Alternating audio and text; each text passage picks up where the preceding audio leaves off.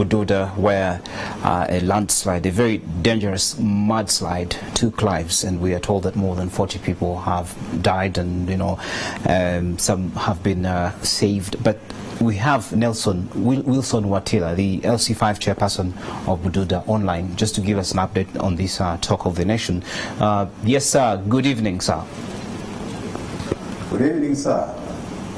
Welcome to the program. But now we want to know what is the latest. And first of all, we want to extend our condolences to the families. You could have been having friends and relatives there, and people who died in Bududa. What is the situation so far? Thank you so much. The situation on the ground is under control. The whole of today, we are having burials all over the district, because the victims came from different areas, and as we speak, the number has risen up to around 43 dead now. The two were referred to Mbale Hospital. One passed on today, and meanwhile today we recovered two dead bodies.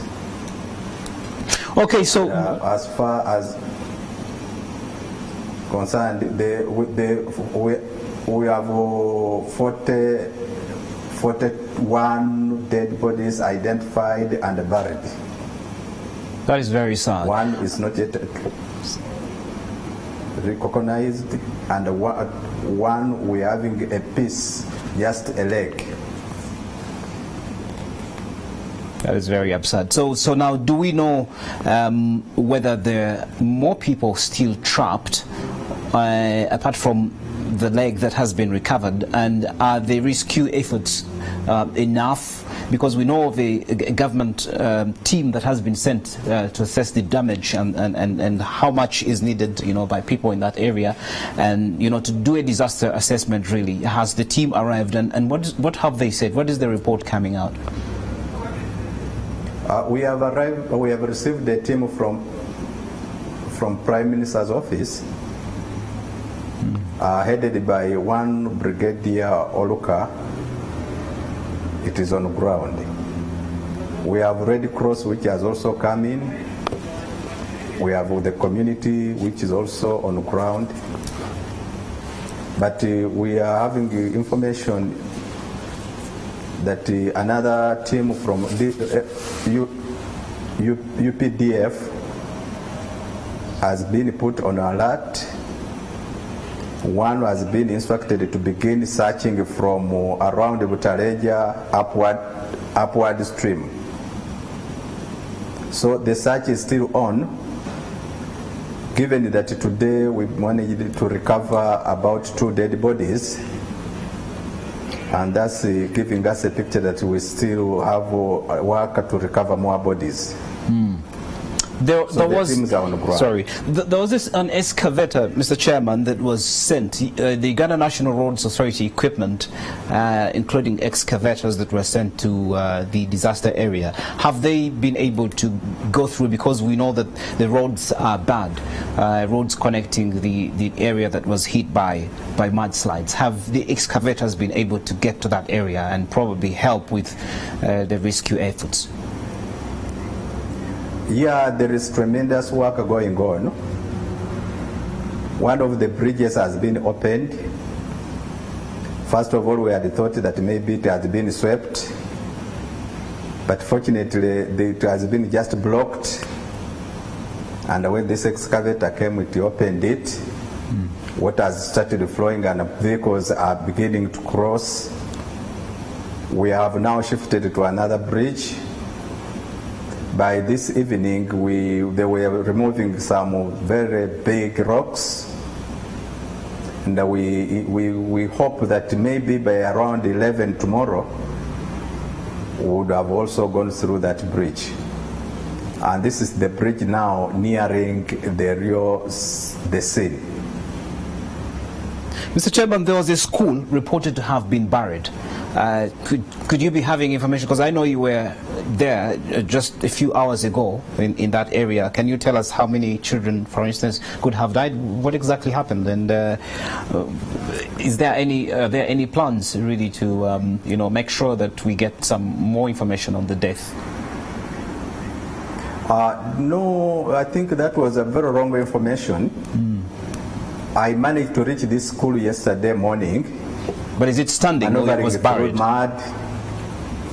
It hasn't been buried, but of course I want to be clear on this matter that 2 classrooms which were for P1 and P2 were swept completely off. A kitchen was swept, a church was destroyed properly, but some structures are still standing on the church. But the fortunate part of it is that by the time the incident happened, the kids had been already sent at home, and the remaining kids which were in upper classes were on the upper side of the river, and at the time when they were having their lunch, good enough the pastor was around, so what was coming upstream warned the kids very fast and they ran away. So we have not lost any kid from that school. Okay, thank you very much for that news. Otherwise, there was a lot of worry that children could have died. But let's now talk about the women and children and probably some vulnerable men that could have that are affected. Do they have food, shelter? What do you know about any efforts to get food and water and medicine to them? The sick. What exactly is happening in your district as far as in regard to those needs?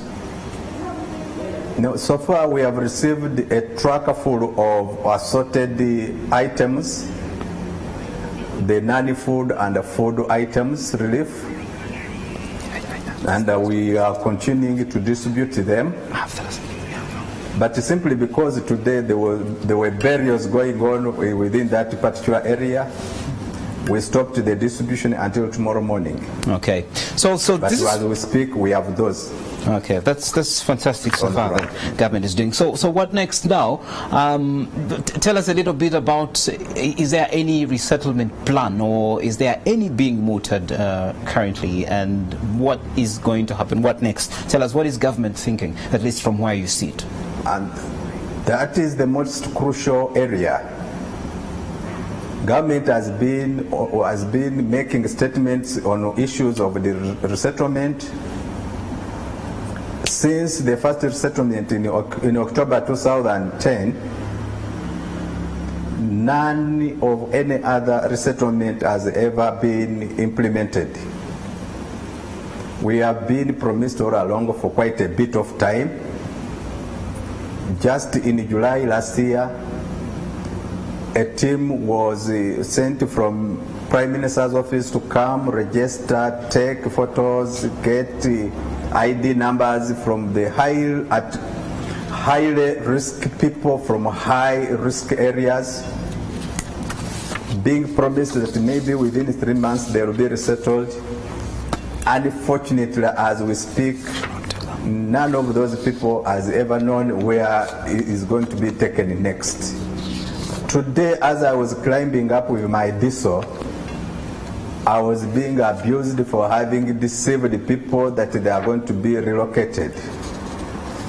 Stories of which have been coming that people of Bududa have totally refused to be relocated.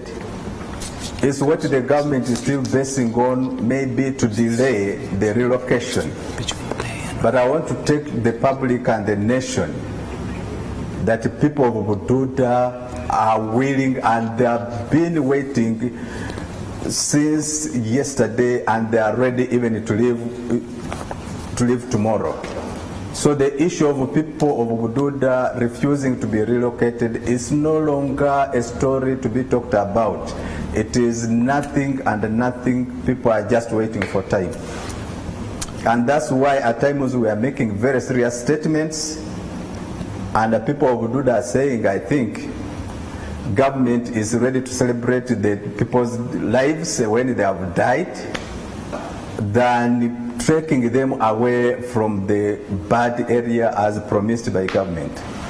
So I'm very sorry to make these statements, but this is what is on ground, and the government must come in very fast to relocate our people so that we find once and for all a final solution for this issue of our people who are really dying almost every season. Thank you, Chairman. But as you go, this is the last question. What do you think it will take for government to relocate these people? Actually, we had even accepted to be relocated in phases depending on the money which is available. We had thought that maybe government can start with those people at high risk and then come back to those at risk areas, and then maybe to the moderate risk areas. But if the high risk people haven't been tackled as yet, then how are we coming to the risky ones?